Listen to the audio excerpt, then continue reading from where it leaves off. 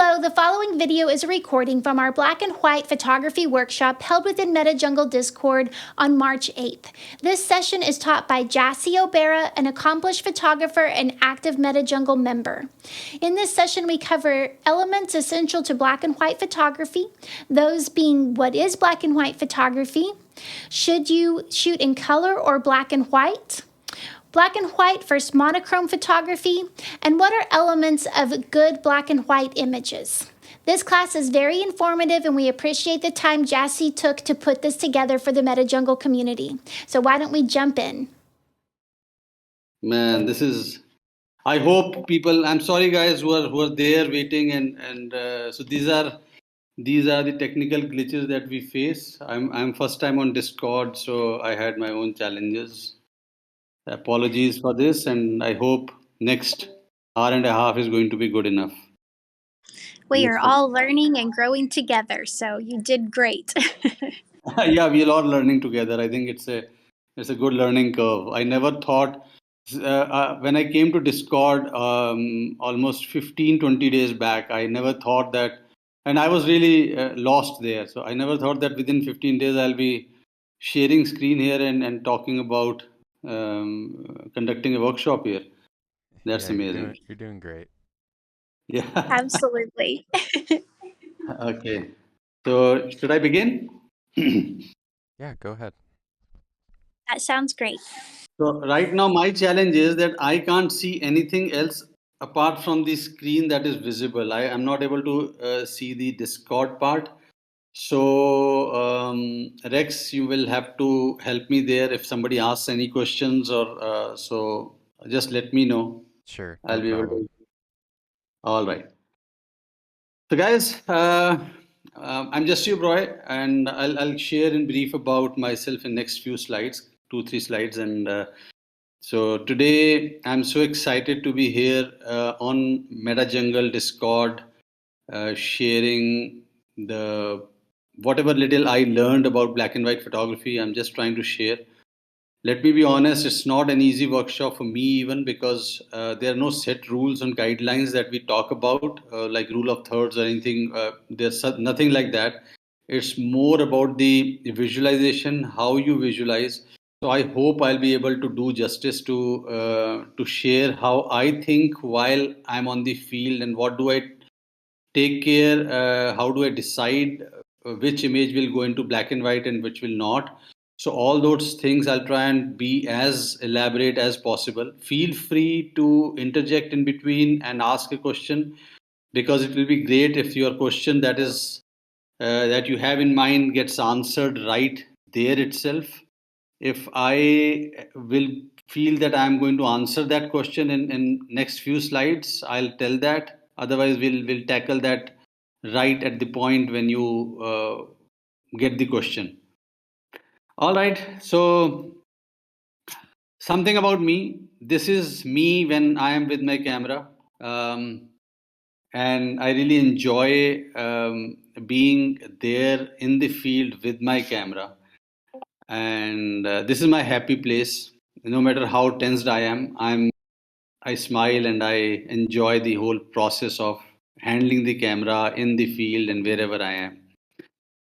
So yes. So let me just share that few things that believe me when I say this, that I'm not an artist by nature, by heart. I'm not an artist at all. I mean, it's not something that comes naturally to me. The people say that art is inborn talent, but you still will need to practice it. But for me, it was not inborn. I was not a born artist. I was born non-artist. I don't know how to call it, what to call it, but I was born non-artist. I still can't even today, if you ask me to draw a straight line, it will resemble more like a rumble strip. And if you ask me to draw a circle, it will look more like an amoeba, which is irregular in shape. That is how non-artistic I am. So when I say that I decided to really join to get into photography, So that decision, taking the decision to become a photographer was easy, but justifying the decision was a huge, momentous task. To be honest, very honest. Even today, I take my own time before I have to click. People who have been with me have observed that, have pointed it out to me that I just take a stroll, I just observe the place and don't even touch the camera for some time, and that is how I am. And let me share something which very few people know, that while I'm doing that, I am trying to psych myself internally to see something creative, to start thinking creatively. It's not easy, it does not come naturally to me. But why I'm saying this is not about me, this is not about my journey. You know why I'm saying all this is that most people tell me when they look at my black and white images and then they talk to me, and they say that they find black and white photography to be very very difficult. And let me say this with lot of confidence here, and to give you confidence that if I can do it, believe me, each one of you can very, very easily do it. It's just about understanding and applying your mind and putting yourself into practice. That is the only thing that is required. And I'm sure if you feel that black and white photography is difficult, you find it difficult, think about go into your past when you first picked up the camera. I'm sure the that gadget that we call camera looked intimidating to you, but if you could come so far, you will be able to master black and white photography as well. So that's about it. And let me share what all. So being a photography mentor, I am into multi-genre photography. So I shoot landscapes, and I'm sharing a colored landscape here just to share that, showcase that I shoot color as well. It's not only black and white that I shoot. So I shoot landscapes. I shoot portraits and street portraits or otherwise as well. Then I shoot travel and culture, and where there are vibrant colors, and I shoot them in black and white as well. And then I shoot wildlife as well. But wildlife, I am not much into the portraiture part of wildlife. I try and think creatively here because I love challenging my non-creative instincts to see something which is totally different. So this image is one testimony that for me wildlife is a totally different ball game, and I want to create something which is unique, which otherwise most people don't create that way. Then I shoot beauty and fashion as well. I don't really enjoy this process, but yes, I am into it. I make it a point that I continue practicing this genre as well, so that because I'm a mentor, so I have to conduct workshops for these as well. Then I conduct boudoir as well.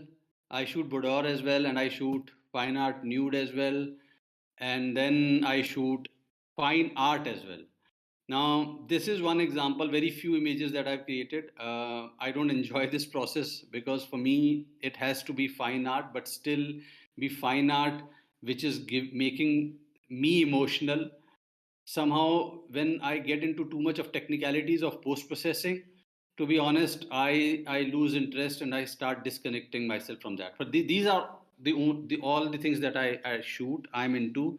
I do not shoot tabletops. I do not shoot food. I do not shoot uh, uh, kind of street, because when I say that I am non-creative and I take my own time to psych myself to get into my creative mode, by that time the street moments are lost. So I am not into that. That's beyond me.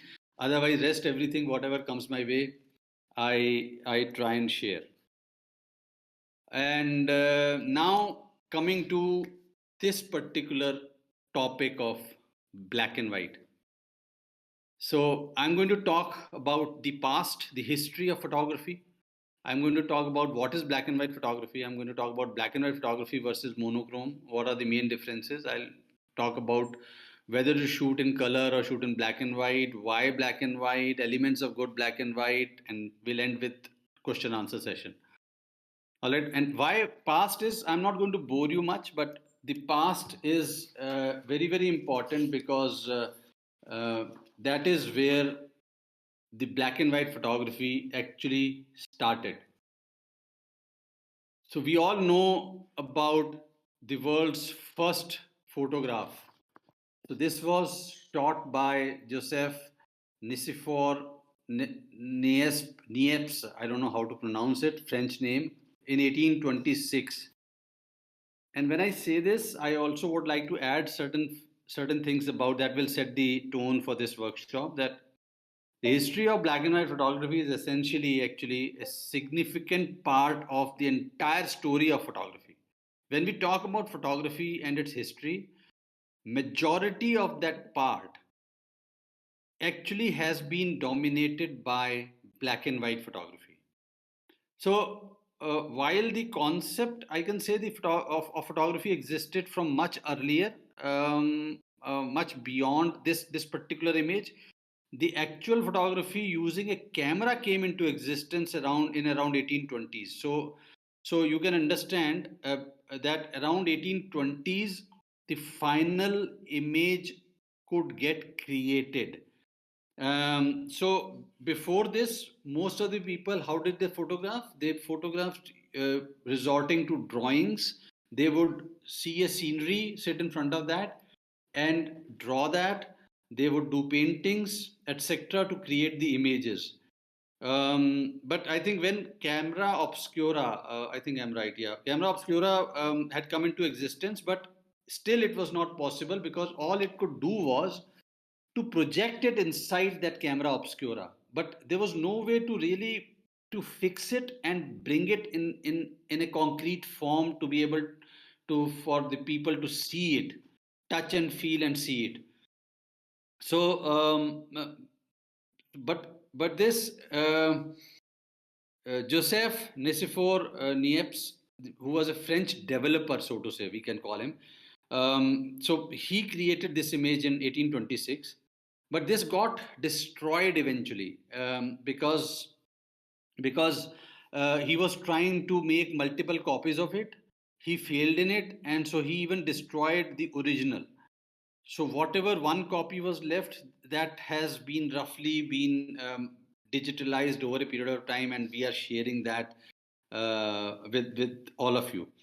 Now, this happened, but after that there was a long gap. Then again, nothing happened. Then in Louis Daguerre, I think, yeah, this is how you pronounce it.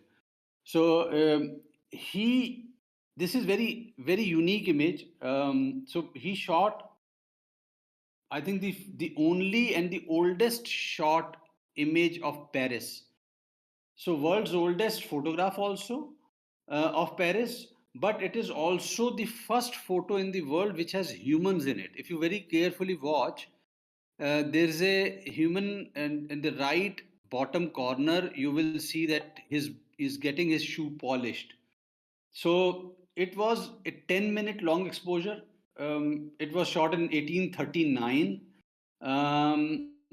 I think Place de la République. Nakul probably would know it better how to pronounce it, but I don't know. So we can easily say that first image of humans in the world, and the first image that is this one is a long exposure image. So that gives me a lot of confidence that long exposures was not a invention of a digital photography. It was there from the very beginning in its own way. Now, I'm not going to get into too much of details. Let me straight away get into Ansel Adams, because he was the one who epitomized the black and white landscape photography. So I mean, how can I miss talking about him? Because I seek a lot of inspiration from his images even today.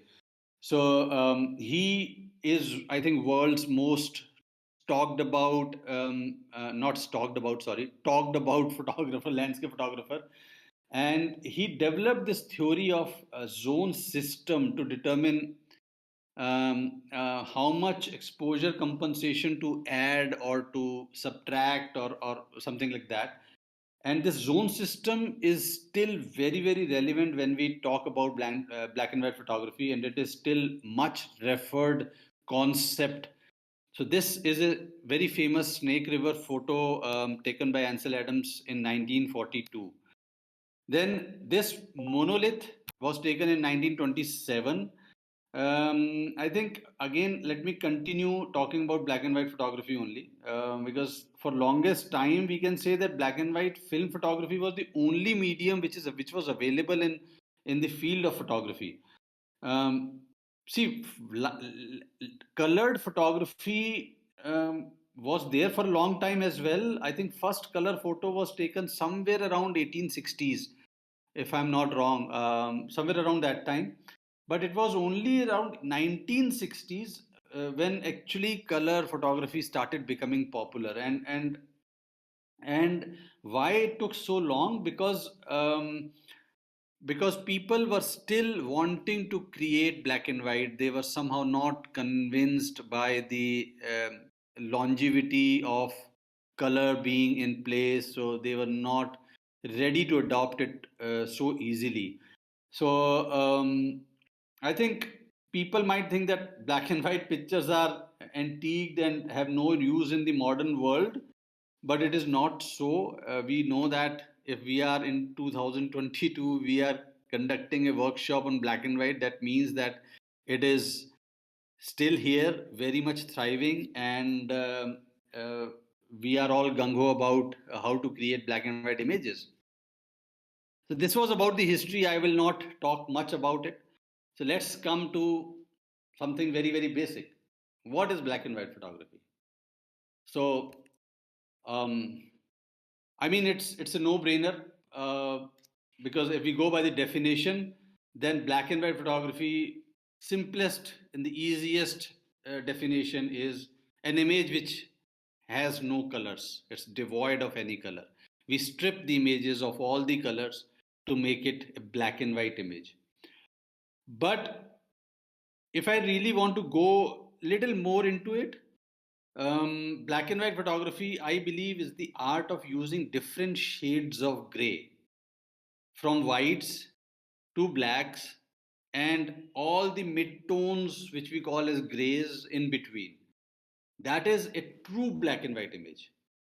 But whether true black and white is actually the right thing to talk about, because we still see these days high key black and whites also becoming popular. But I don't want to get into that right now. We'll talk about it. So coming to this topic, which is black and white, the altered reality. This is what I believe, the altered reality. Why I'm saying that? I feel that black and white photography is deceptively difficult. We feel it is easy, but actually it is not. And why I say that, most of the, I'm not saying most in terms of, I'm not generalizing it, but majority of the people who, photographers who start venturing into black and white, and that is when they create more of the grayish images rather than pure black and whites. So why it is again deceptively difficult? Because right now we are all used to seeing in colors. So right now I don't have the advantage of showing vibrant sunset. I don't have the advantage of showing sunrises, the golden glow during sunrise. I don't have the advantage of showing those hazel eyes in a model, or even the vibrant makeup on a model or an individual, or beautiful, lovely colored clothes that the person is wearing, a beautiful colored sky that people shoot. I don't have that advantage as a black and white photographer. So as a black and white photographer, you have to work with light, you have to work with shadow as well, And we still have to work with different elements of composition now. We are not talking about color, but we are talking about light, shadow, and composition to create a compelling image. That is what we require. Now, let's say now this is one image.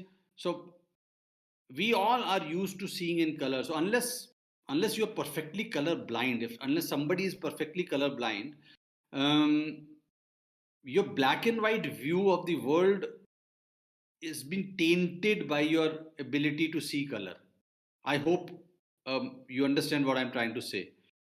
Because as we all know that we live in a highly color saturated world. Wherever we look, we see colors.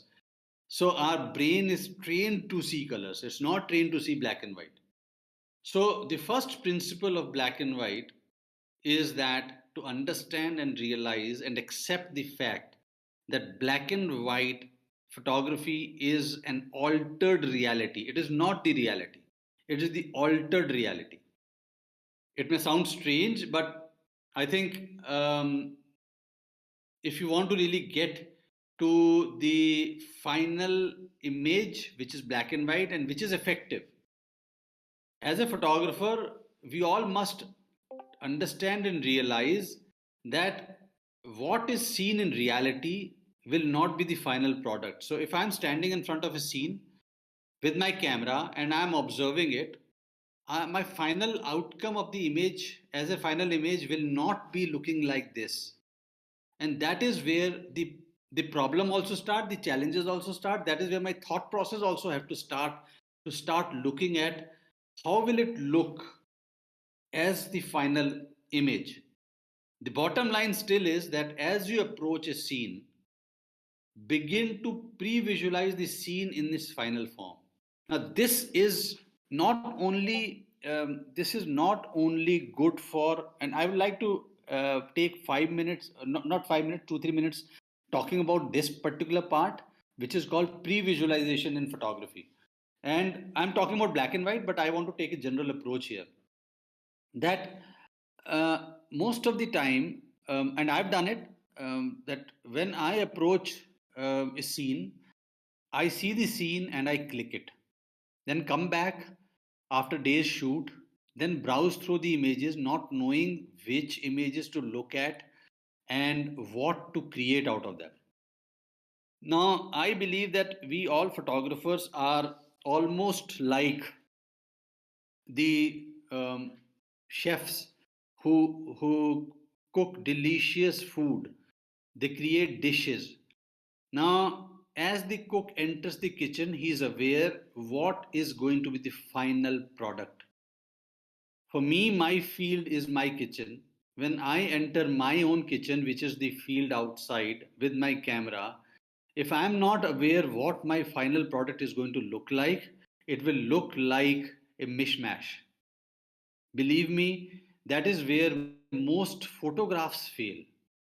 Because as a photographer, I did not pre-visualize to look at and see in my mind that this is how this image is going to finally look. As the final image, it might still differ from what I thought initially, which is perfectly all right.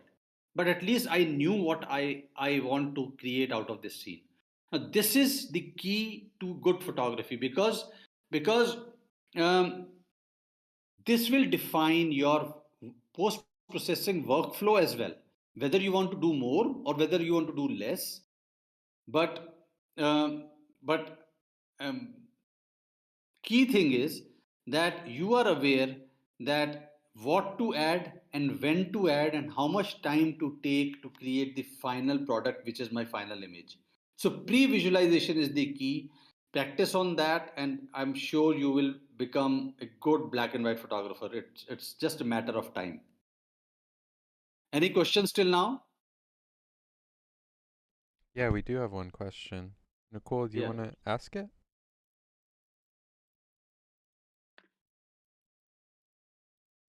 If you Yeah, can. so Just is going very good. I just want to ask you one question. I typed it in the chat version, but Bal, he giving me the opportunity to ask you directly. Do Yeah. you pre-plan your black and white photos before going somewhere, or before going to somewhere, or before shooting, or do you shoot it in a normal mode and then process it in a black and white? No, How do you see, see? Yeah, okay, yeah, it's a good please. question. I think what I would like to say is that let's say if I'm going to Iceland, I have no clue whether I'll come out with black and white or colored images. No, I'm not even thinking on those lines. I'm just thinking on the composition part. But once I'm there, in front of, let's say, one particular spot trying to create the image, that is when I start pre-visualizing whether this image will end up in the black and white or whether this image will end up in colored. There have been very minimal there have been situations where I thought that I will keep it as colored, but I came back and I decided against it and converted into black and white, and vice versa also, but very very rare instances like that. So I am mostly, when I'm looking at the scene, when I pick up the camera, that is when I am almost 99% sure that how this image is going to end up.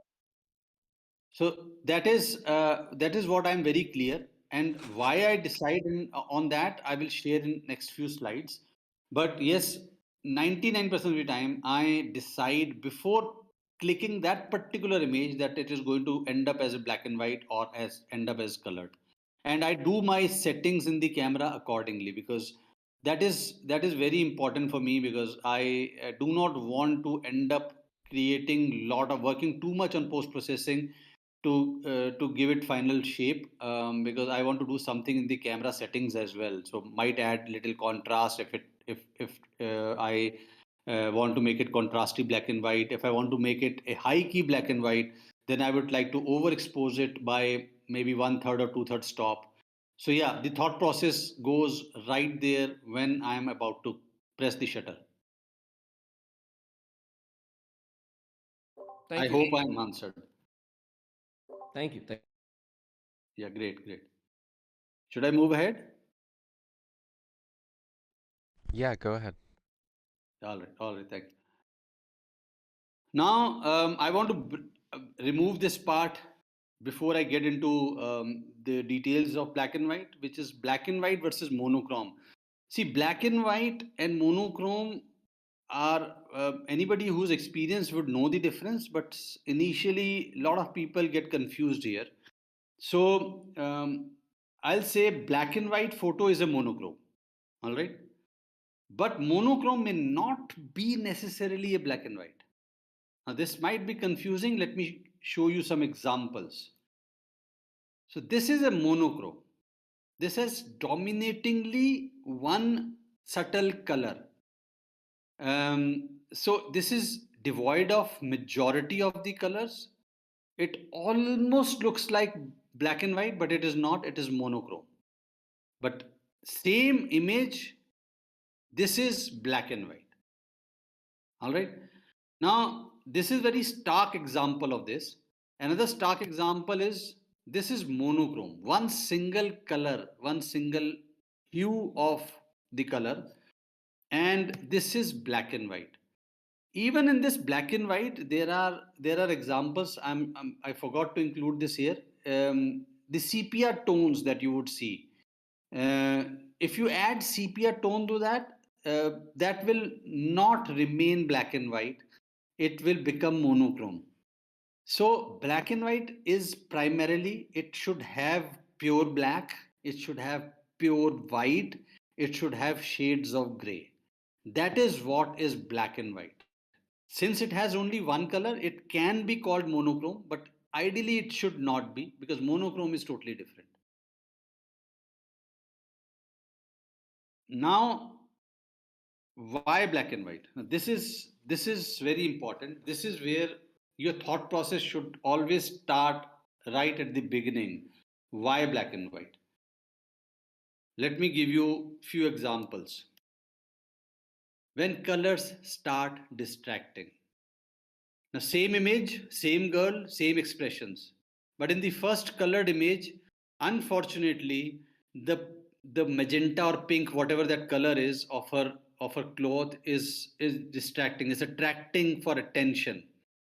It is calling for it to be looked at. But I want to look at the eyes. I want to look at the face. I want to look at her expressions, her deep thoughts. I want to resonate with what she's thinking, her her soul. But her cloth color, the pink, is not letting me do that. Even if I look at her eyes, my eyes move, gravitate, and get attracted towards that bright pink color. So in this case, I will either ask her to change the cloth, the that dress she is wearing, which I usually do not do. I usually do not like setting up my street portraits. So everybody has their own ways. I love the last workshop by Subodh. He loves creating that. For me, this is the way I shoot. So I that immediately point I decided that I will this image will go as a black and white. The moment I look at the second image, for some who resonate more with color, they will still want to go with the first image, which is perfectly all right. But for me, I want the focus to be there only on the face and the eye and the expressions. This is very important. So wherever colors are not contributing positively to the final image, it will go into black and white. All right. Now here we all know about color theory, the opposing colors when they are there, and I'll talk about it somewhere in the presentation as well. Then that will get retained as colored image only. So in black and white, I really don't have to bother whether my image has the colors as per the color theory or not. So I really don't have to. If even if they are not, then I know that I have to. I'll still be able to manage it and convert it into black and white. This is important. Again, same example. Most people prefer sunset, but in this case, sunset was very strange. The whole sky was orangish, and the hue was so strong on the structure, the monument, that it really created the color cast.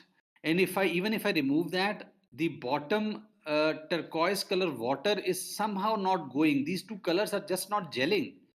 In this case, for me, the colors are distracting. So I will go with black and white and make it, give it a more ethereal and more kind of classy look to it. So, because again, orange and turquoise, somehow they are not working together as two colors. So again, when colors start distracting, move to black and white. And you have to see it there. Then you really enjoy that process. I'm not saying that you can't. You always have to do that. You can always click it, come back and experiment it. That's perfectly all right. That is how you start. But when you start taking the decision in field, it gives you a different kick to you as a photographer. You start feeling elated. You start enjoying this whole process of creating the final image, because then you connected with the image right before you press the shutter button. You knew what the image is going to look like. In this case, again, the first image has blue sky, nothing wrong with it. But somehow, if blue was associated with in combination with opposing color, which is yellow or orange, it would have worked. In this case, it is not working. Another tip that I have realized over a period of time and understood is that blue color in isolation, blue sky in isolation, tends to distract more than complement. Now, if you have any image where you have bright blue colored sky, and now you look at it, you will feel that, you will realize that your eyes are getting attracted towards the blue more than the overall image. Now, which is not an ideal condition, especially for my thought process, as per my thought process. So in this case also, I will change it to black and white and process it accordingly. So another point, blue has to be accompanied by, as per color theory, an opposing color which is warm. So blue is cold another warm color. In this case, it is not. So it's distracting. It's not complementing. Convert into black and white.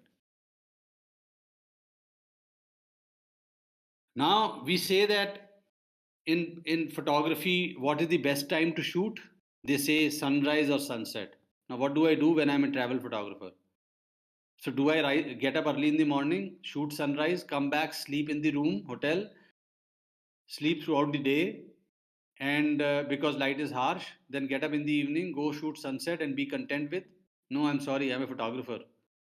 Yes, those two times are good enough, good for me. But for me, when I'm traveling, I will want to take the advantage of all opportunities. So this is where black and white comes in. When the light is harsh and very contrasty, that is when you see the shadow of the individual who's walking on the sand dune. It's so long. So it was not, the light was not conducive. So in this case, sorry, in this case also, I'll prefer converting into black and white. Again, this is taken from the plane's window, flying from one place to another. I saw this out of the window. So my favorite seat in any travel is getting cramped into the corner of a window, because I would love to keep looking outside and with the camera in my hand. So whenever the light is contrasty, black and white, straightforward, no thinking twice at all. Emphasize on emotions. Now, expressions, emotions, and expressions. Now, this guy was, I was trying to look for the colored image. Unfortunately, I could not find. I don't know, it's very old image that I have. He was wearing bright red colored cap, hat, or whatever, that jet jacket. And it was taking it away from his curious expressions and also I wanted to focus on his expressions. I also wanted to focus on his tough fingers and nails and chapped cuticles with and that smoke. The only way I could have done that is black and white. So when I want to emphasize on the emotions or the expressions, I would want to go towards black and white. Now this guy, he was it was taken on in one place, Varanasi in India, where their devotees all on the river front, and there are ghats and all that, and Indians would resonate with it. And he was doing some kind of prayer, looking at the sun. But for me, I found his expressions to be very very unique, because instead of being at peace with himself, he seems to be angry with God. So he seems to be in some conversation, internal conversation with God, the conversation of conflict and what he's facing and what God is giving him, probably. And that is when I decided. So otherwise, this image can go as colored as well, because there's no distraction. It's just the skin. He's not wearing any bright colored clothes. But I just wanted to emphasize only on the expression. I did not want to emphasize on anything else. So this image finally came into, and for this image, to answer to Knuckles' question, honestly, I did not think that it will go into black and white. I usually, whenever I look at expressions, I know that somewhere at the back of my mind that they will end up as black and whites. But while I was clicking this, I had no idea. I did not think about it. I just wanted to capture the emotion. So I did that, and the moment I opened it in my computer, I knew that it will have to go as black and white. So whenever you want to emphasize on the expressions and emotions, go for black and white. You will never really regret that decision.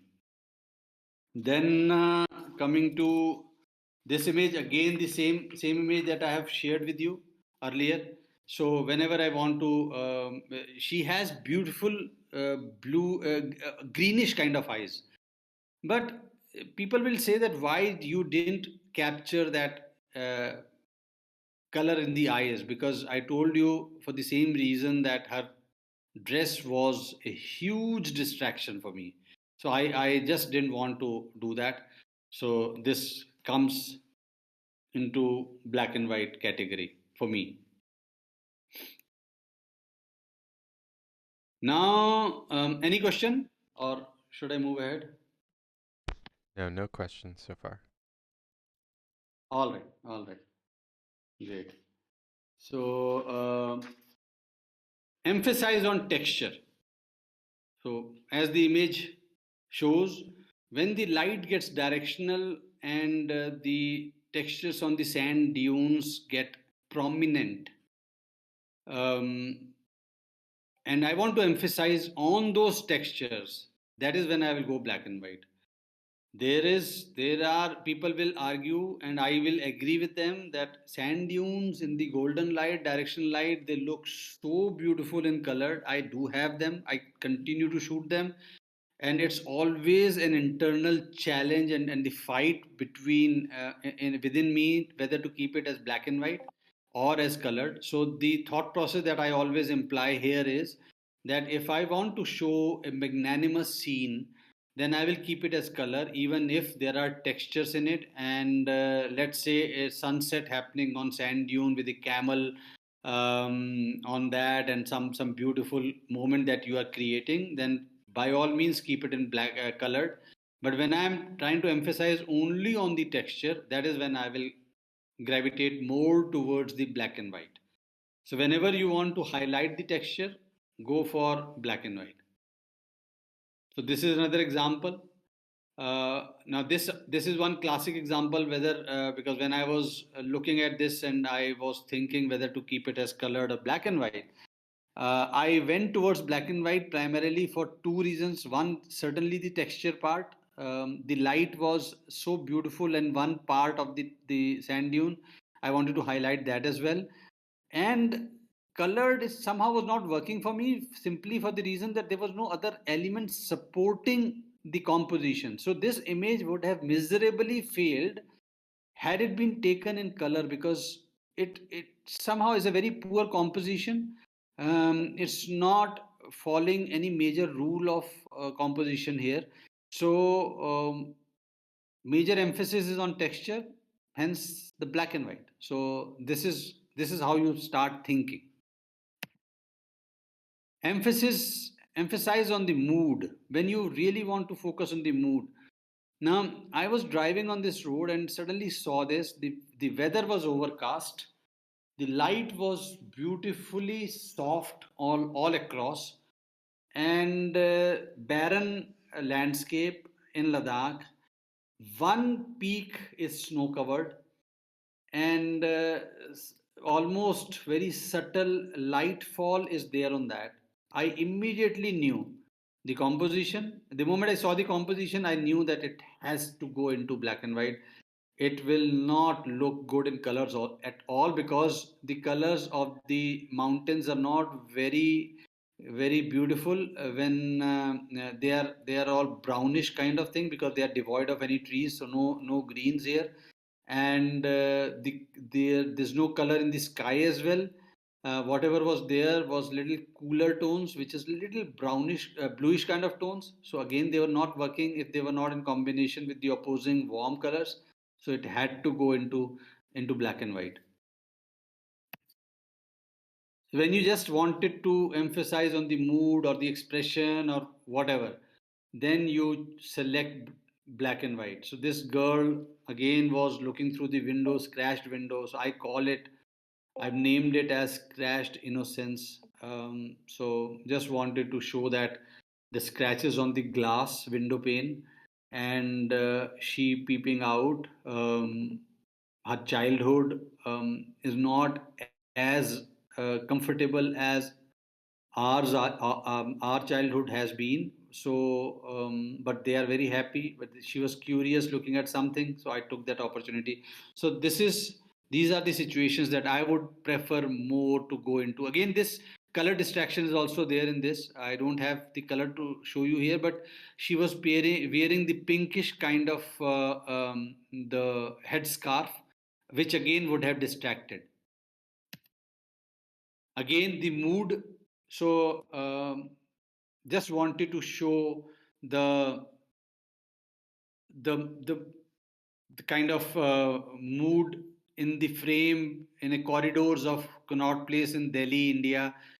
Early morning, the one person is standing. There's devoid of crowds. So just created this composition, and it had to come into black and white only. Obviously, for timeless quality.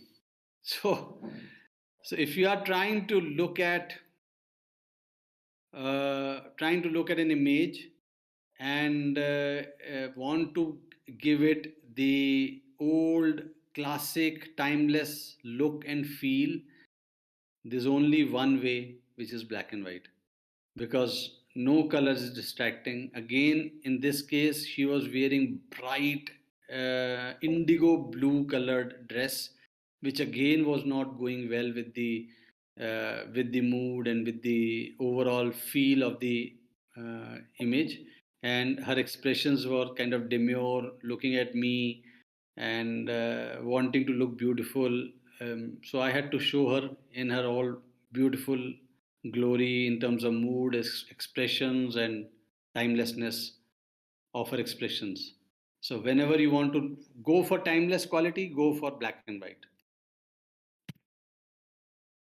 Now this is obviously a studio portrait, beauty portrait, that a concept shoot that I was doing with one Ukrainian model who was in India long time back. So I did lot of shoots with her. A lot of colored shoots happened. Then her look was such that when the hairstylist was doing the hair setup and she was combing her hair, I realized that these plain Jane look kind of looks very beautiful, and then I decided to go for black and white. I decided at the time of shooting, and so the background was also dark gray. I decided to go for that, and I asked her to take her top off so that I can just create that magic of timeless feel, side lighting. So it was very clear, and I shot it to be converted into black and white.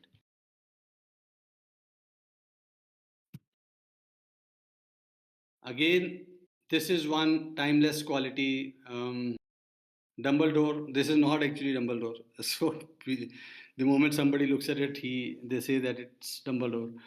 I shot it in a street, and it's interesting story. And I knew that very moment that it has to go into black and white, mainly because the pink colored he was totally mismatching colors, because his jacket was almost indigo blue, and his the hat was bright pink, I think, not baby pink, but bright pink.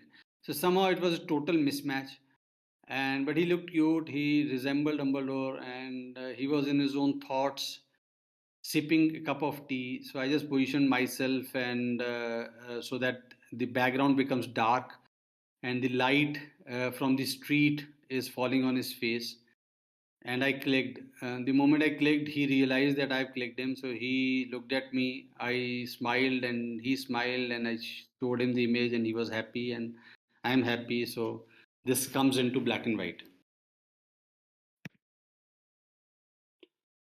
Again, the whole look was the concept was longing, as if longing for something, for love, for something, and I had to create a black and white. Well, I was looking at the prop, which is the veil that I have used here, that piece of cloth, the net. I was not getting the right color here, so I got almost light pink colored cloth. So I had to convert into black and white only, and I think it went well for black and white. So you have to be very clear at the time that what you will take it into black and white, and what you will take into colored. Now coming to the elements of good black and white. So what will constitute any questions? Yeah, we do have a question. Yeah, please. While converting a color image to black and white, how much details are lost, or what are the negative points to doing it? Come again. When converting into black and white, from color to black and white, what details are lost? Yeah, Am I right? yeah. So, And are there any negative points to doing it? so I presume that the question is being asked with respect to post processing. Right. No, no details are lost, not at all. In fact, at times, it all depends whether you want to enhance those details. You can do that as well, provided you have done enough, taken enough care while while setting up the camera to create that image, to click that image. So first is no details are lost, nothing at all. So I'll briefly touch upon this later on also in this presentation, and that then also I can talk about it. But the negatives, I don't see any negatives. The only negative is that initially when you are learning this process of black and white, right from the beginning till the processing, post processing table, coming to that, you will feel a little intimidated by the whole process. And like in any learning any new thing, here also you will have to practice a lot, and once you are confident, then you will enjoy the process. So no negatives I see here. If the only negative is that obviously I have to get rid of all the colors. So if that is the negative, then probably that is the negative. Otherwise, there are a lot of positives because there's another thought to this. In this super saturated world of photographers today, not talking about colors. In NFT only, we see so many wonderful photographers. So many. And how do you create your signature style? How do you create an image which, after some time, people who've seen your work look at that image and say, "This is shot by Jassi. This is shot by XYZ. This is shot by Rex. This is shot by Emma." Once that starts to happen, then magic happens. Believe me, then magic happens. So, black and white photography helps you to stand apart from the crowd, helps you to be unique. People might find it even hard to resonate with. I was in a space. I'm digressing a bit, but I think that will answer the question in a better way. I was in a space a few days back, and somebody asked me. The host asked me that why not color? I would like to know how it looks in color. And even I was confused what to answer there. And then I said that's the whole point, because I want you to get curious how this image would have looked. So I will touch base upon this. So what I've done precisely in that is that I have made somebody stay longer on my image, made somebody think harder on my image. And what else do I want? In colored, he might have flipped through that image and gone to the next image without even staying for a second extra here. And that is precisely the point that I'm making, that if I am making somebody stay and look at the image and think hard, I have achieved my purpose. So I have achieved my goal. So no negatives, nothing at all. They're all positives. Any other question?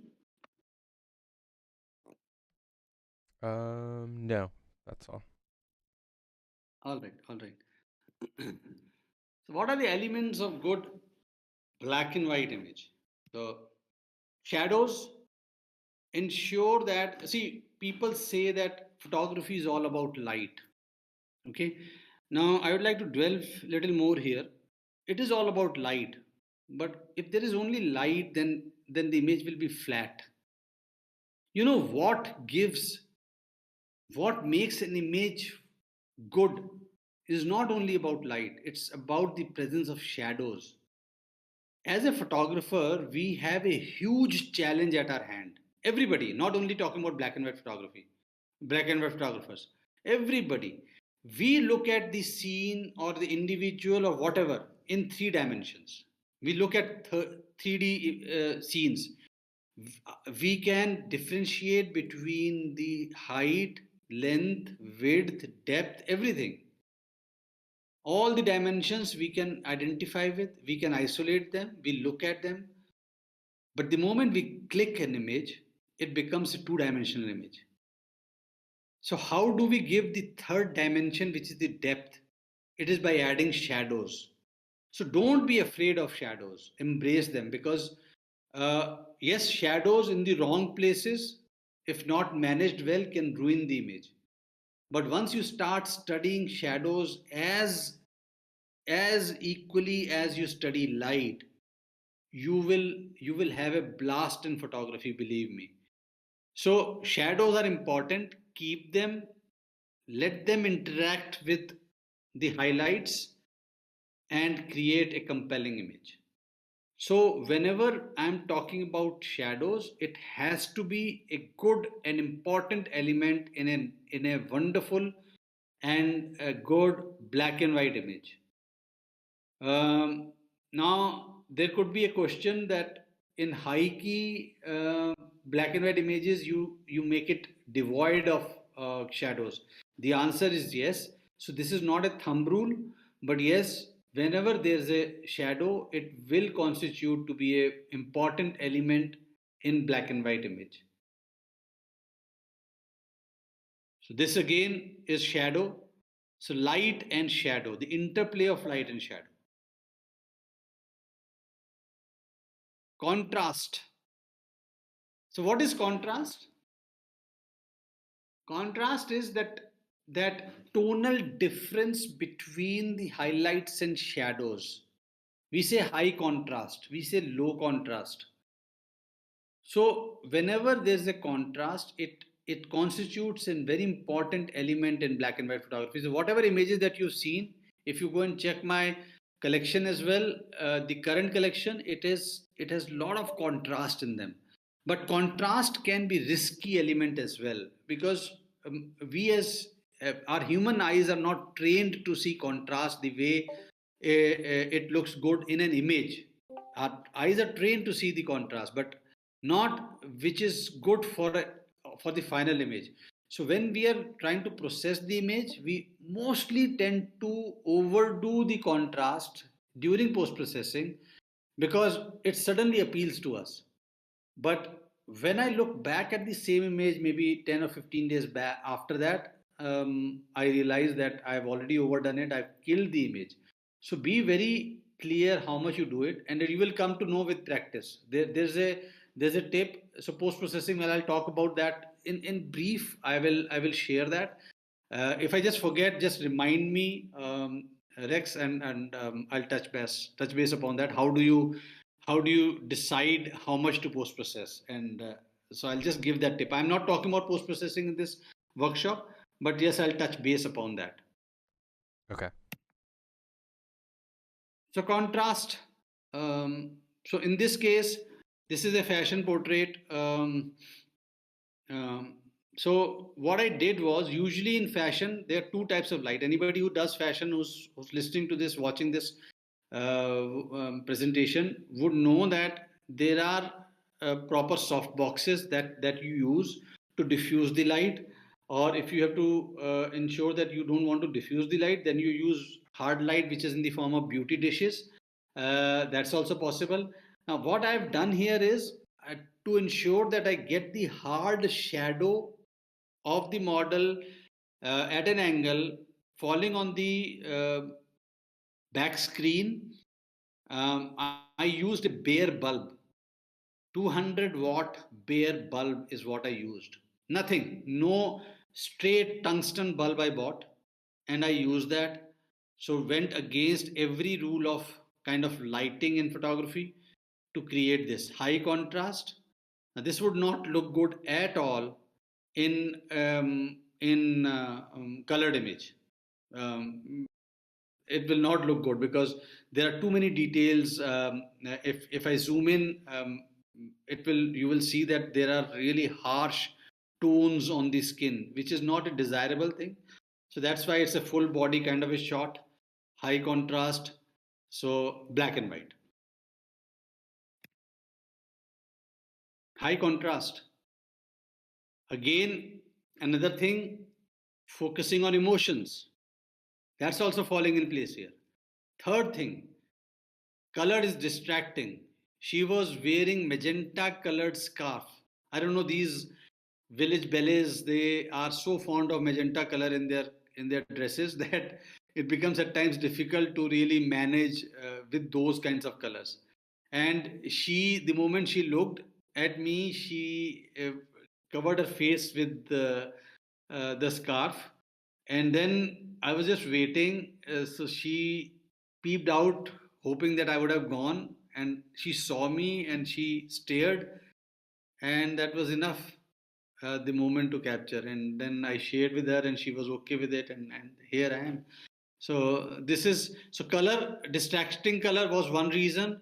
High contrast is again second reason. Focusing on emotion is another reason. Texture is another reason. So multiple elements and reasons are coming together, forcing me to convert into black and white than keeping it in color.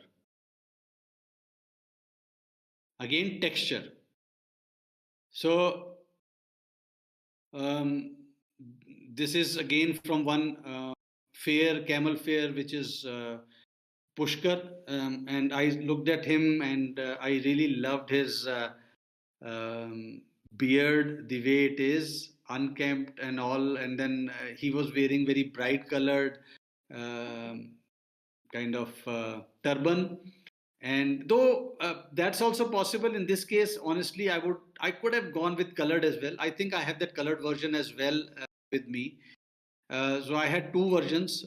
So when I wanted to focus only on texture and did not want to and emotions, I did not want to keep the colored distraction in this. So I converted into black and white. So both versions will go in this. Again, texture. I've shown this image as an example of color distraction, but now it is about texture. So this is one frozen river bed, not river bed, so river. So it's a normal times it is a river, uh, flowing river kind of thing. It's not a lake. And during winters, harsh winters, it freezes, and we could walk on that. I saw this interesting texture getting formed on the surface of frozen river, and I wanted to create that. So again, for two different reasons. One was color distraction, the color I already showed you earlier, which was blue sky, and the foreground texture. So this finally ended up being the black and white, so texture. Now finally the composition, which is a great and important element of a good black and white image. See, what I'm going to say, take it with a pinch of salt and agree to disagree. When we are shooting in color, we can still do away with composition mistakes. We can. If the colors are are complementing, if the colors are beautiful, if the scenery is good, if the model is looking gorgeous, you can still make mistakes with composition. But the moment we talk about black and white, I'm sorry, composition is the key here. You just can't ignore composition, not at all, because that is why you emphasize on black and white. So in this case, the sky was almost like that blue that I showed you, exactly the same place, almost the same place, and I was somehow not okay with it. I really get stressed out if I look at such blue skies with no complementing color at all, no color which is warm in nature to really balance out that blue. If it is not there, the blue is not looking good in the image. That is when the black and white has to come. And the moment we talk about black and white, composition, you have to be very, very strong in composition. You just can't make mistakes. So yes, composition is one of the key elements of good black and white photography.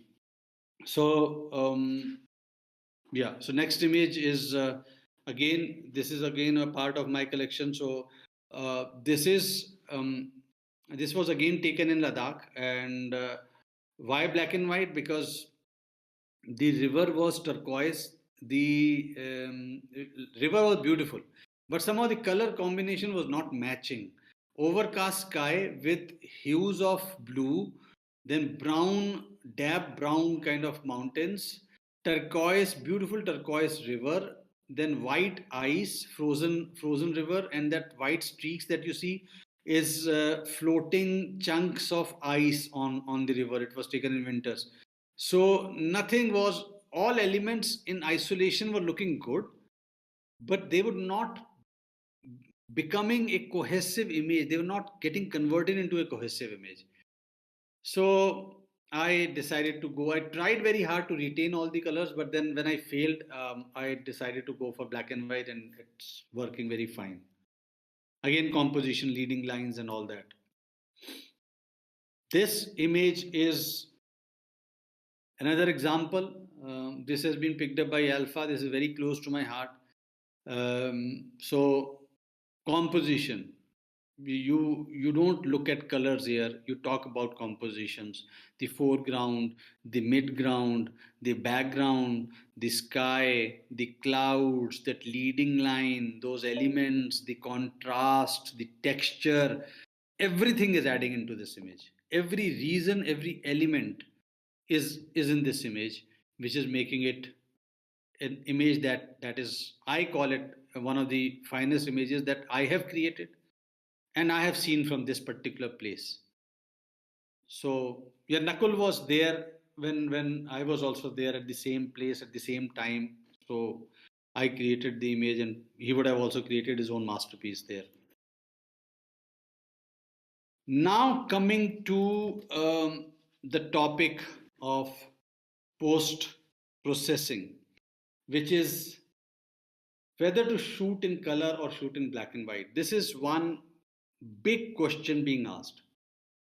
Now, if you are new into photography, you're shooting JPEGs, you're not yet on shooting in RAW, or you are shooting only with mobile phones, or whatever the case may be, then I would recommend that you shoot in black and white. Then you decide and shoot in black and white. But if you are already into photography, you are already into shooting RAW, you understand the importance of shooting in RAW, and you are into post processing at whatever level, then I would always say that shoot in color, in RAW, and convert it into black and white. Now, when we talk about RAW is never black and white. RAW is all the data that you are capturing, that you are kind of recording in using your camera. And using all that data, you come back to the post processing table, use the software, and process it as per your need. So always shoot in color, in RAW, and then later on convert into black and white. Now I'll quickly show you a couple of examples here um, of when you shoot only in black and white, that is number one, or when you shoot in RAW, let's say, in color, and then come to the post processing table and just go to one black and white setting and convert it to black and white and be happy. All right. Now, this is the easiest way, but it doesn't work this way. Well, let me show you. Do you see the difference between the two images? I would like people who are watching this to unmute and say what is the difference that you are seeing in these two images. 1 second, let me unmute them.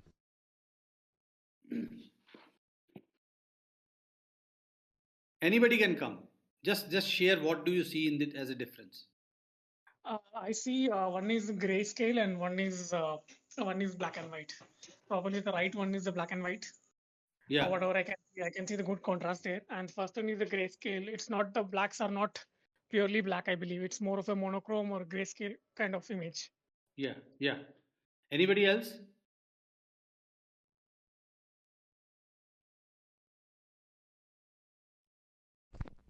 To me, you can see a bit more of the person on the right. Yeah, yeah.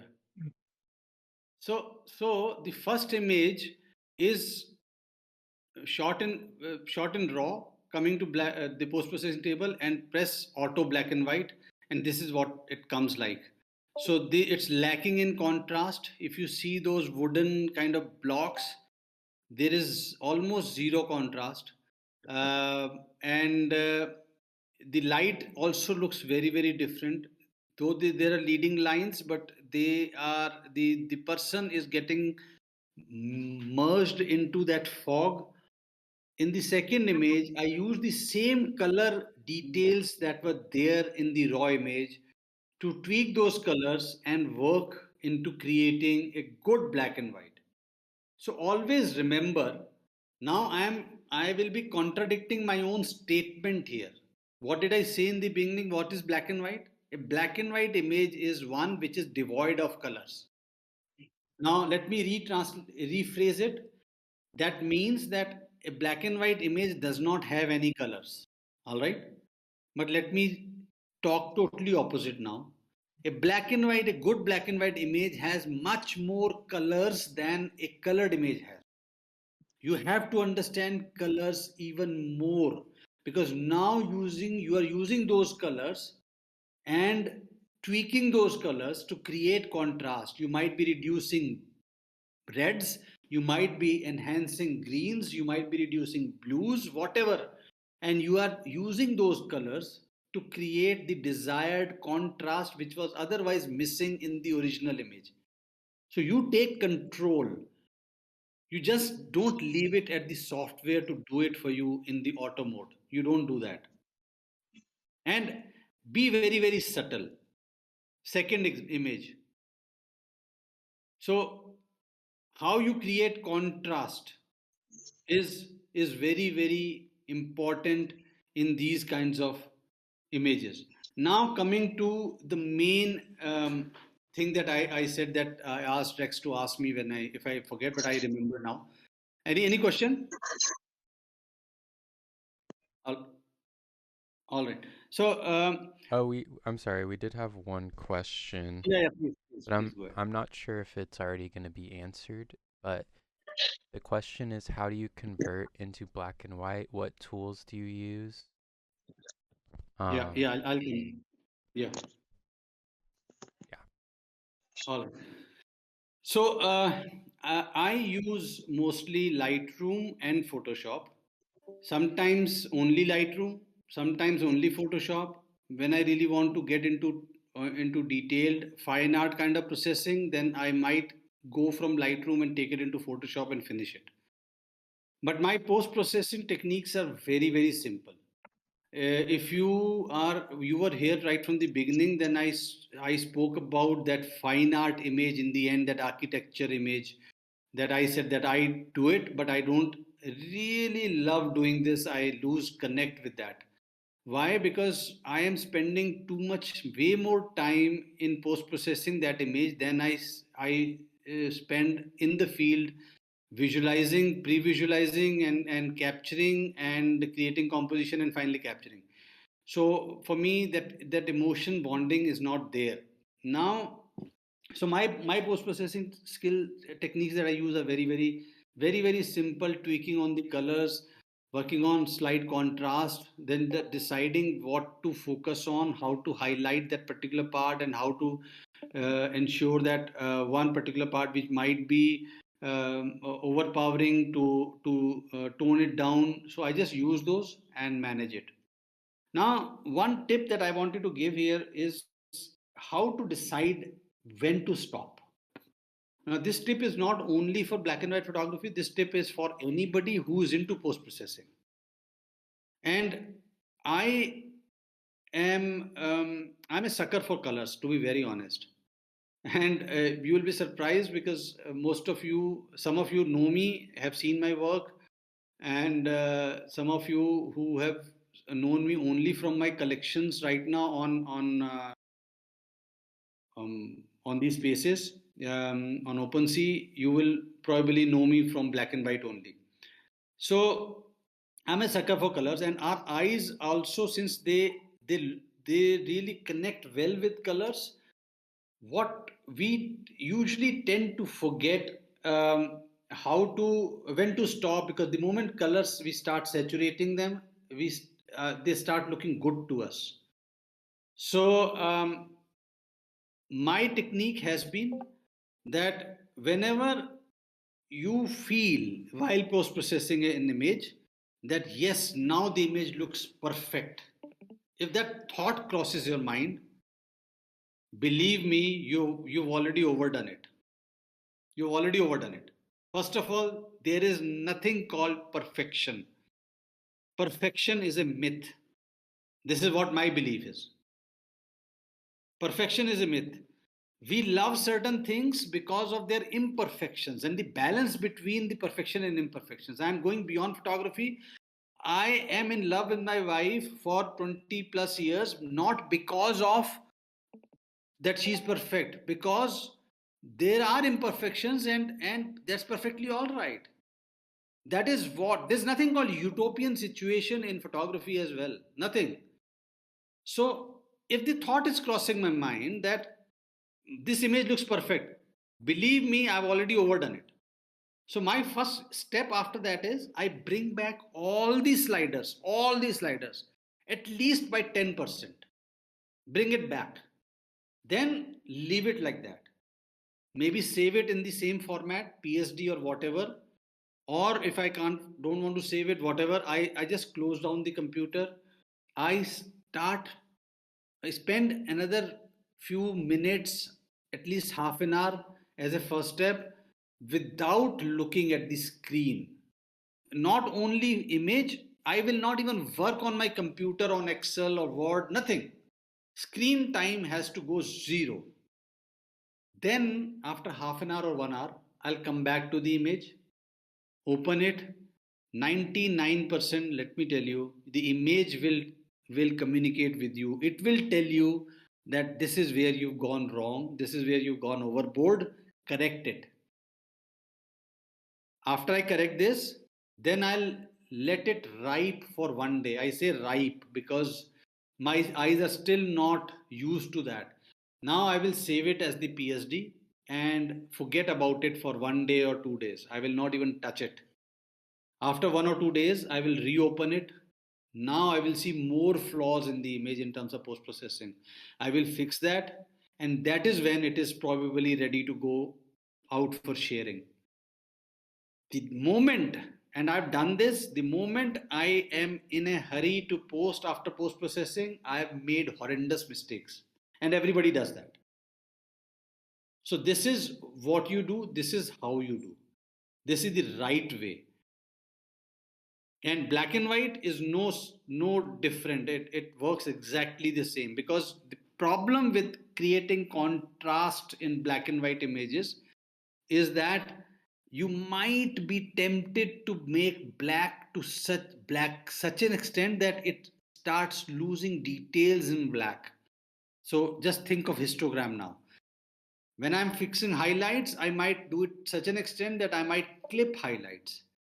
I might remove grays, or I might keep more grays than the black and white. This I will know only after I give my eyes some rest. Anybody wants to check? I've spoken about this in my video that I created on my YouTube channel. That why does this happen? Why do our eyes get confused?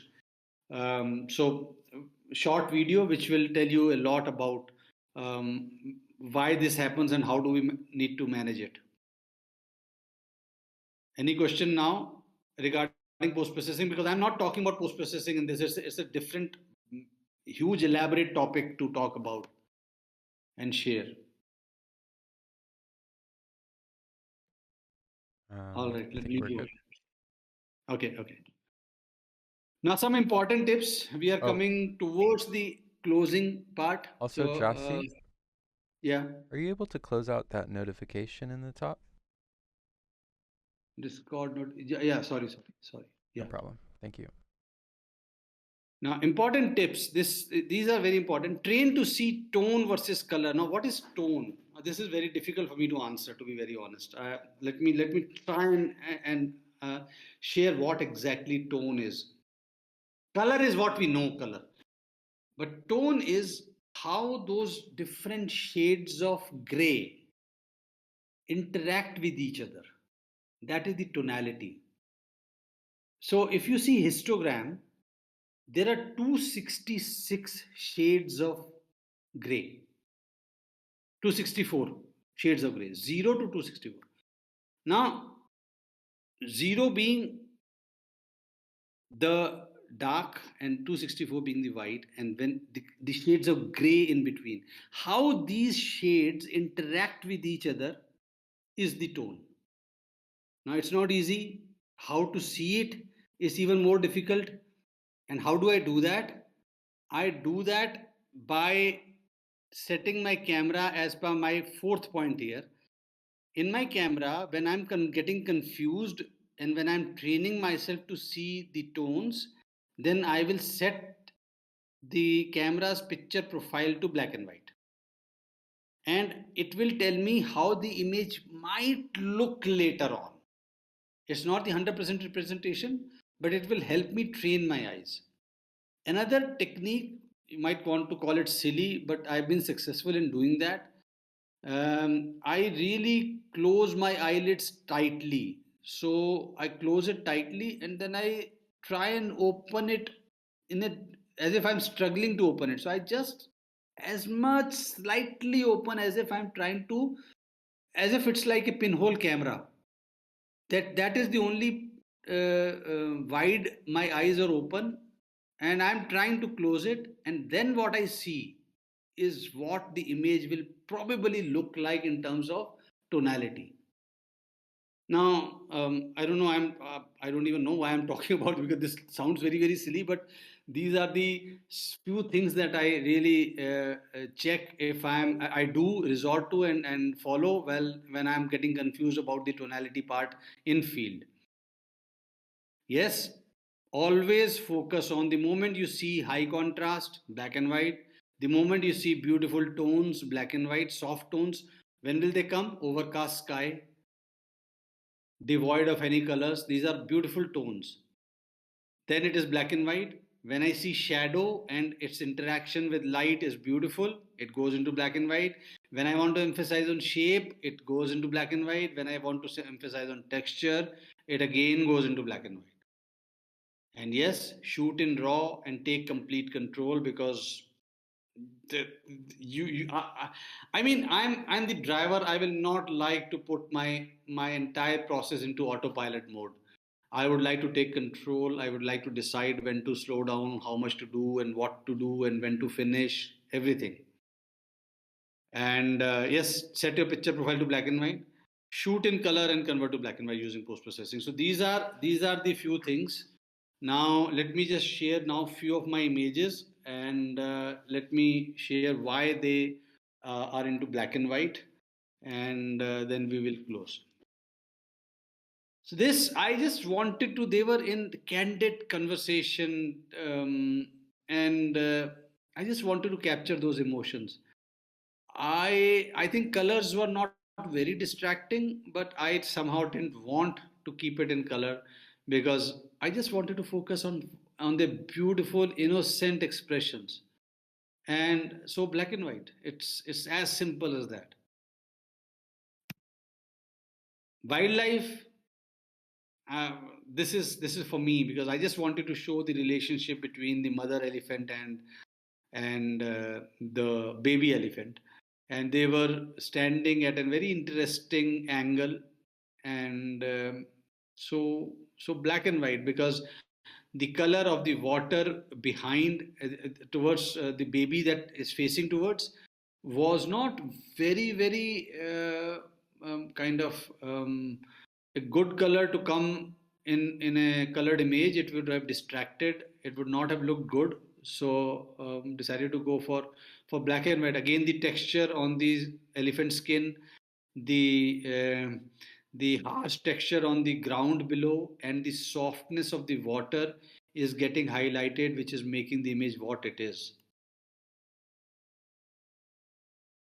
Then this this is in Netherlands, Groningen. It's a beautiful place. I went there thrice, did not get the beautiful light.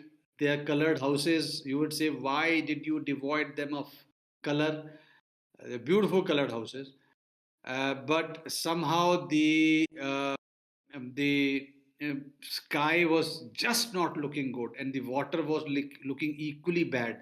So it had to be a black and white image for the same reason. Now coming to, yeah, this image is again overcast sky. I call them zebra mountains. And see, um, let me share some thoughts here. Why do we still love or like black and white photography?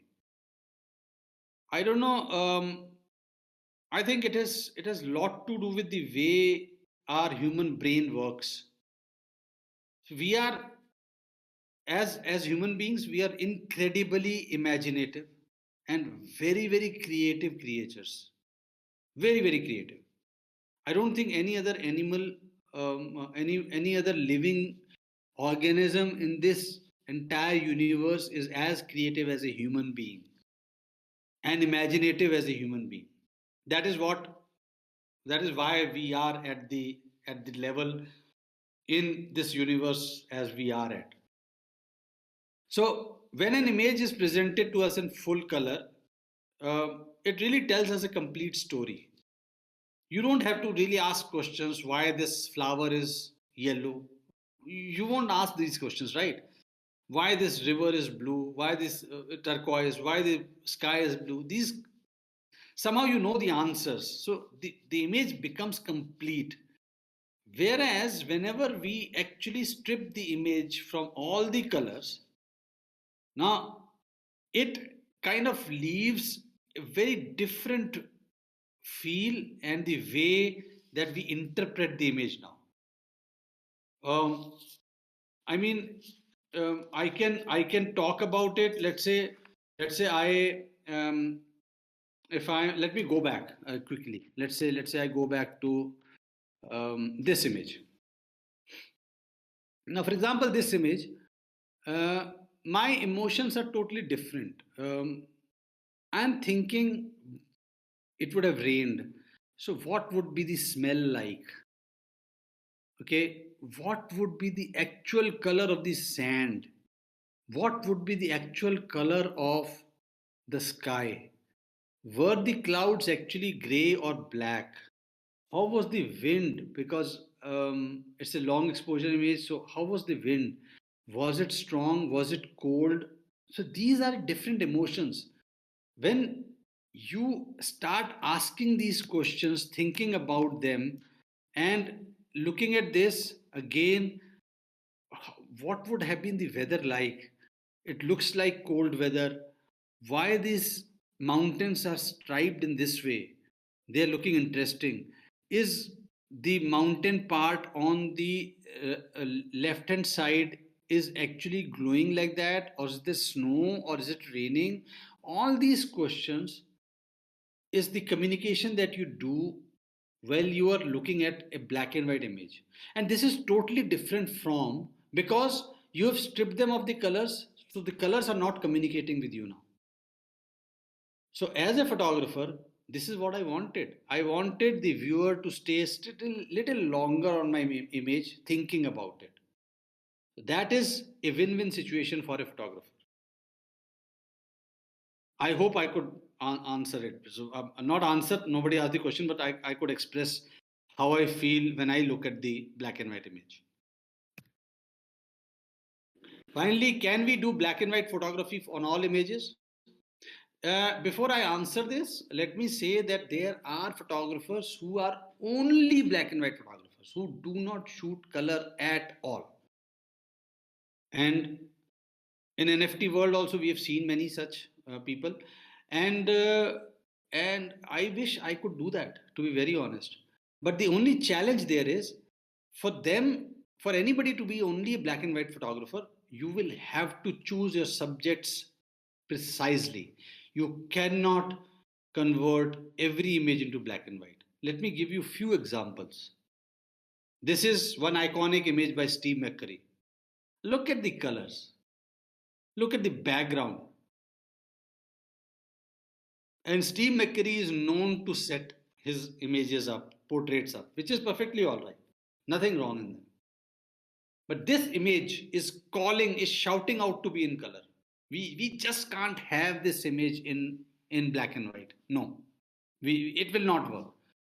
It will not work. For me, it is a straight away colored image. The color, they're just too good.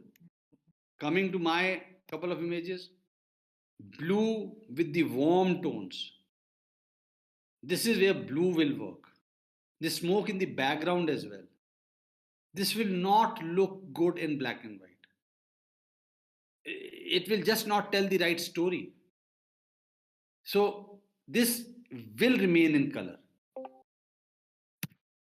Now this has a lot of beautiful colors, and this is telling a story only because of colors. It will look very, very ordinary image if I convert it into black and white, because here the colors are the ones which are creating the composition.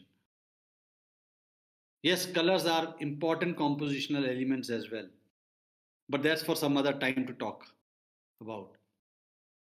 Now this is aurora borealis, northern lights. I mean, how can I have these in black and white? I've seen people shooting black and white of auroras as well, but for me, an aurora is a green celestial light. I'm sorry, I would not like to convert it into black and white. This is not what I would like to do, and any such image.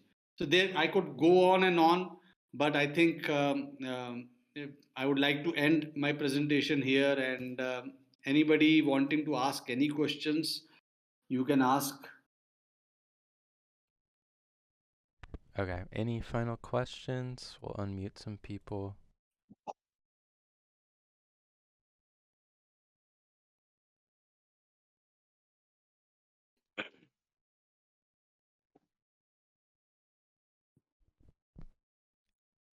Any final questions? I've unmuted you if you want to talk.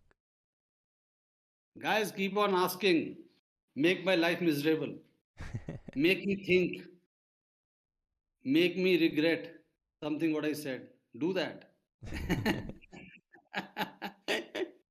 Yeah, actually, I That's it. actually wanted to thank you, sir, for the wonderful and informative workshop. Actually, as you know, my genesis is also about the black and white moments.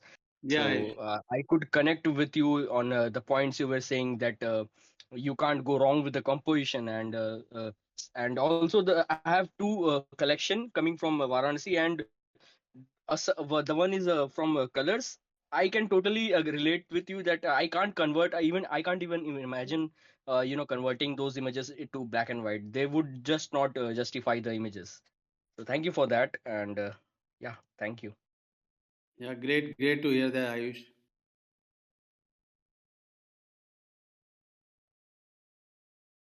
No more questions. Was it so boring? I think you had one from Aaron. Are you there? I'm not audible.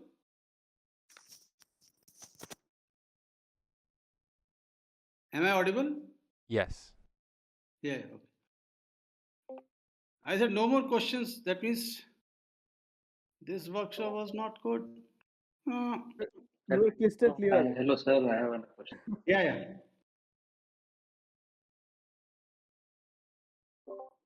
So I was just saying, Jassi sir, you were so crystal clear. Maybe nobody has a question because of that. There could be other reason also. Oh, we have a question. He's just having issues with his mic. Okay. He said he'll be right back. All right. No worries. Try it now, Aaron. Unmute yourself. Hello, am I audible? Yes. Yeah, Arun, yeah. Oh, I've been trying this for the past 10 minutes. Yeah. No, this is an amazing session. So a lot of learning.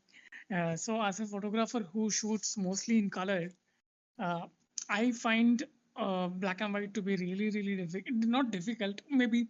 Like you said, my eyes or my brain goes mostly towards color, and when I try to go black and white, I lose the depth. Like I'm not able to create the depth. The like the images what you showed has amazing depth in the black and white. I'm tending to miss out that. So when it comes to this post processing session, post processing in black and white, is there a step by step procedure like controlling exposure first, then dodge and burn, then controlling the hue and luminance, and controlling the saturation? So how do you like? Is there a step by step process which we have to follow? Good question, Arun. I think let me first tell you that if you are struggling, you are on the right path, because we all struggle because we are not used to seeing. I shared it's an altered reality.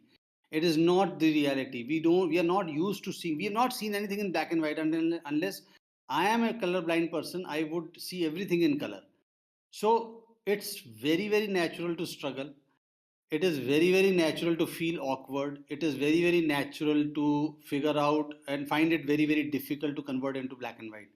Everything goes in the right path. So it's only about practice that you will be able to manage. How did I manage? It was not an overnight journey. It somehow didn't happen that I slept and I decided in my dreams that tomorrow I will become the world's greatest black and white landscape photographer, and I got up and voila, it was done. And the whole world recognized me like that. No, it didn't work like that. So my step by step process was that I continued shooting in color, and I would pick up some images and started working on them as an alternate image which is black and white. Then I would show it to some people who were experts in black and white. They would give me some tips, and then I would come back and work on them. So it was a very gradual process, and it's so much of fun, believe me, learning something totally different and something so challenging. And in the end, getting to almost master it. I would never say that you master everything. You still continue to struggle, and I continue to struggle today as well. Now coming to the last part of your question, is that is there any set workflow? Honestly, I wish it had, because as I mentioned, every image requires different set of processes. It's like if I'm going to make a dish which is spicy, it will need little more spices to be added as in the whole process. If I wanted to make a dish which is little bland, my entire process will be totally different. So, but yes, few things. My first step would be to convert into black and white, straightforward, by auto process, so that I am not looking at color at all now. I'm looking at black and white. And then work on exposure first, then slightly work on contrast. Contrast is very tricky because whatever steps that you do in post processing, it will add contrast. So if you do contrast setting in the beginning and that too much to your liking, you will tend to overdo it. So whatever you do, only 1% slightly moving here and there, and then I will come to color palette and work on the hues and the luminance of all those colors, working on those sliders. And then then by this time the image starts shaping up beautifully. And if I'm not getting the vision now, I would not reject it. I will leave it for some time and come back to it. It happens, and nothing wrong in it, but don't reject it. Don't be impulsive to throw it or decide, oh no, it's not working, let me not do it. No, don't do that. Just leave it at that point of time. You get stuck, you come back, you will again restart on that from the step where you left. And believe me, when you continue doing this, you will initially come out with some images which are not looking as good as they should, but nothing wrong. You started something new. You will learn more, and you will eventually uh, be able to understand the process very well. But the main contrast setting should only happen almost towards the end, because then whatever contrast is missing, even after a lot of steps of post processing, that is what you can fix now. Longish kind of an answer, but No, this was what I wanted. This is actually because, see, I totally agree to that contrast part, because when you I mean, color, it doesn't affect much, honestly. Like, you can still play with a bit of contrast if you are working on color images. So when I noticed on black and white images, see, whatever you touch, I mean, everything, you can see the contrast. Like, you can see the blacks and highlights and shadows are like making that difference. So I think this is a very important step, because I think I should try this, because most of the times what I do is like I edit an image in a color, and if I'm not very happy, I'll just convert it into black and white and then play around with it. I think that's the mistake which I'm doing. So I will definitely try to implement this. This is a very informative session. I mean, I could not join from the beginning, but I think I'll go watch a replay. yeah, Arun. I think one thing that I would like to say is that, have you watched that small kid who is working on that jigsaw puzzle, and with his tiny hands, and he's trying to fiddle around with those pieces, trying to fit them even if they're not fitting. He's not getting frustrated. He's trying to fit a wrong piece at the wrong place. It's just not fitting. He's putting his pressure and he's struggling. Then it happens, and then that joy on the face, it's exactly the same. You know what happens when we grow up? I'm trying to sound a little philosophical, but this is how I always think, that we tend to take things for granted just because we've grown up as a photographer, or as an individual, or as a human being. We think that we know it all. We don't. Let's become the child. Let's not get frustrated. Let's enjoy the whole process of learning. Let us take our own time, no matter how much time does it take to complete that jigsaw puzzle. And when it gets completed, believe me, you will be the happiest person in this world. This is how I take photography in my life. No, Jassi sir, this is amazing session, because like you said, there is no stopping to learn. Like, every day you have to learn. If the day you stop learning, the day you perish. That's what I feel. I mean, you have to learn some of the other things, some more. I mean, every day there is not like I mean, there's no learning. There's no end for learning. So this is. I'm really grateful that I could attend a little, even if past 1 hour, a lot of learning in this session. Thank you, Arun. Thank you. And if I can add one thing, see, I do mostly color, so I can just, if you can add 1 minute of can, Yeah, if yeah. I'm allowed. Yeah, please, So please. yeah. So we can break down color into 4 parts. Like, I can say it's like hue, that's original value of color, and second thing is like shade, like you said, when you add gray color to it, tones. When you add gray to a hue, we get the tones. Yeah, And when you add white to a hue, we get a tint. And when you yeah, add black to a hue, we get the shades. So this yeah. is how color is broken. So I'm not an expert in this, but I learned this from a designer. So he taught he taught me this. Yeah, yeah, yeah. Exactly the same thing. So, now I find it difficult to work with colors, because it's very easy to ruin those colors the way they look beautiful through post processing and our kind of hurried approach towards creating the image. But the moment you talk about these aspects and apply them towards converting into black and white, magic happens. Believe me. All right, I think we had one more question from. I'm sorry, I don't know how to say your name. Is it Bree? Hello, sir. Yeah, British. Yeah, Brijesh. Yeah, yeah. Yeah, hello, sir. Hi. Thank you for such wonderful talk. This is probably one of the best I've heard about black and white photography. It was amazing. Thank you, MetaJungle, for hosting it. Sir, my question is, I like to nature and wildlife photography. So I really struggle sometimes to, envision that image which I have to create a black and white. Any few small tips like which like portrait, it is understood that we can make a black and white, but otherwise a habitat shot or something like that, it's very difficult. So for wildlife, it's really difficult for me, especially to get into black and white zone. Any points will be helpful.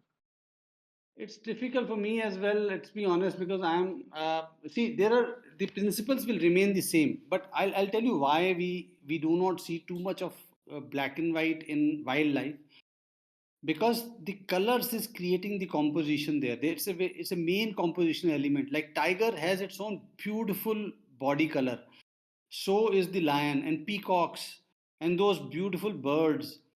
I don't know why would I like to convert into black and white. To be very honest, I'm trying. I'm going against my own workshop right now.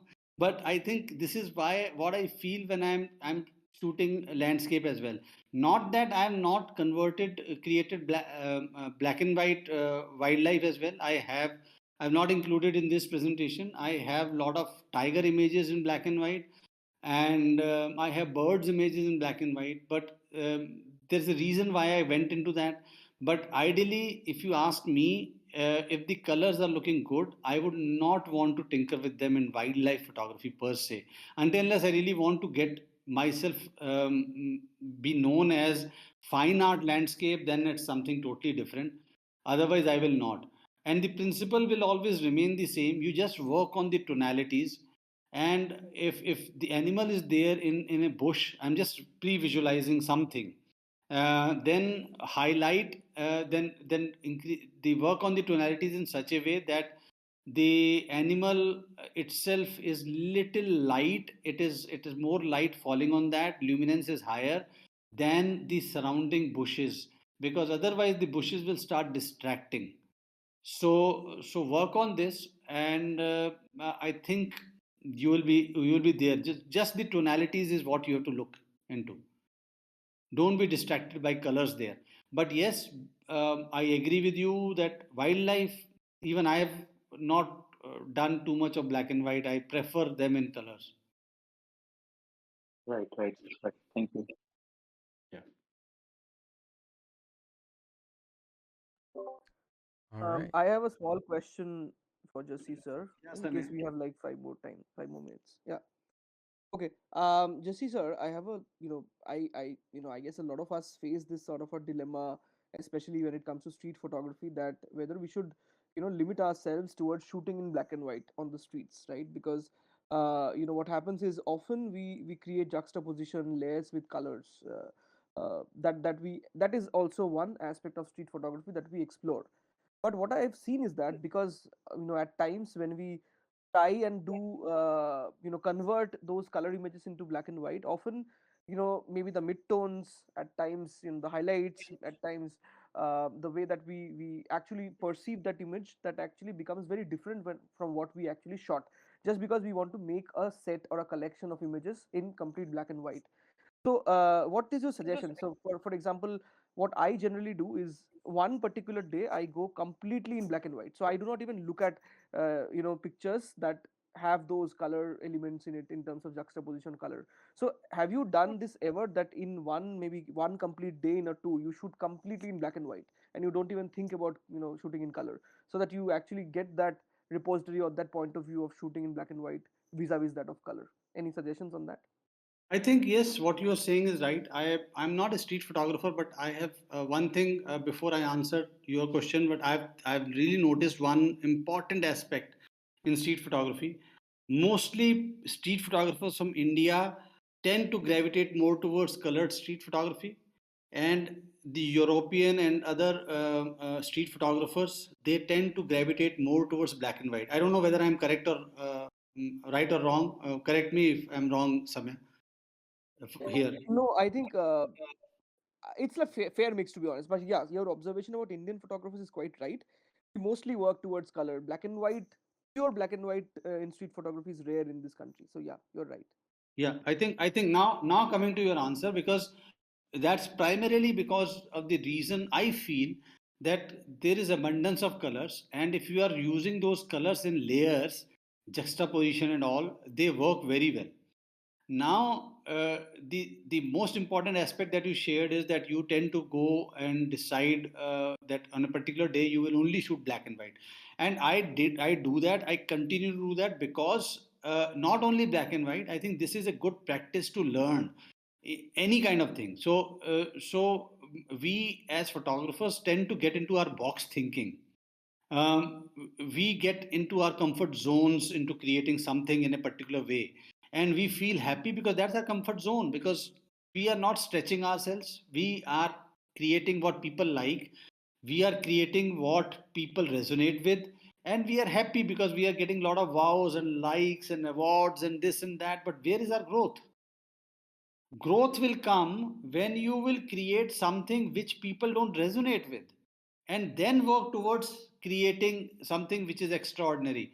And that can only happen when I decide that on a particular day, no matter what, even if the image is shouting out to be shot in color, I would still shoot it in black and white, and vice versa. So I will decide, dedicate a day to shoot one particular day only for black and white, no matter what, and one day only for colored, no matter what. One day only with 50 mm, no matter what. One day only with 70-100, no matter what. So what I'm doing is I'm trying to move out of my comfort zones and pushing my own boundaries. And there's no better way to learn than this, and this is how we grow, and this is how we learn new aspects and vistas of photography, so wide vistas of photography.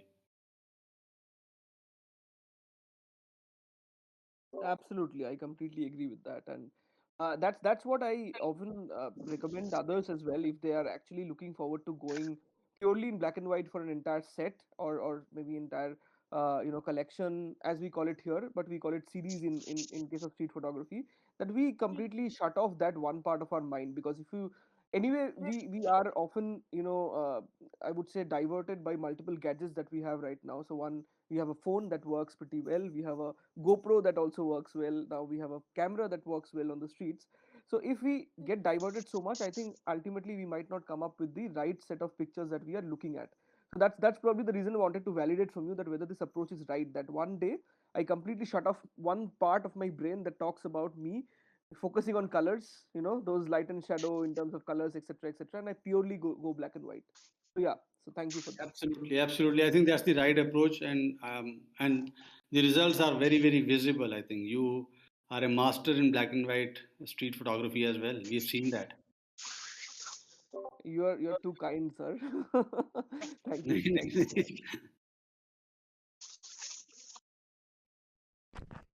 All right, any other questions? It's already. I'm happy. I think I'm in my happy space. My first slide, beaming with ear to ear, happy space. So, but others have to sleep, so it's okay. awesome. Well, thank you so much for hosting this, Jassi. Thank you so much, Rex. Thank you so much, Emma, boss mom.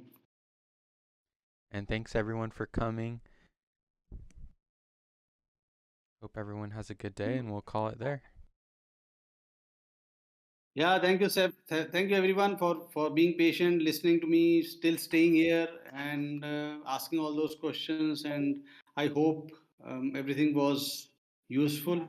You liked it, and that's it. Hopefully, sometime in near future, again with something other, something different. And thank you, MetaJungle, for this opportunity. It's always a wonderful feeling to be associated with and doing something on MetaJungle. And I'm so happy. Thank you, everyone. Appreciate that. We appreciate you as well, and thank you for the knowledge you gave to all of us.